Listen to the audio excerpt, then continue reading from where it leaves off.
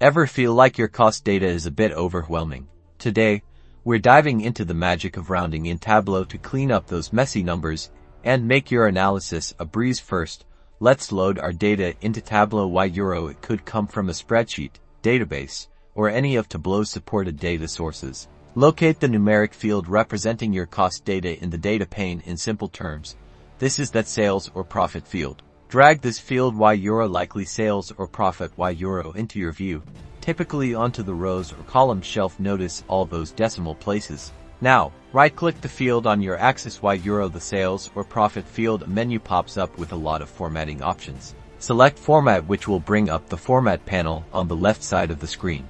In the Format pane, go to the Numbers section. Here is the fun part.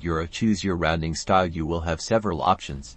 To get a clearer view, click Currency Custom, and then set the decimal places to 0, 1, or 2 to decide how many decimal places you want to see. Typically 0 for simple costs, to 1 for more accurate costs, or experiment and make choices based on what is best for your data and analysis. Boom, look at those clean, easily digestible numbers.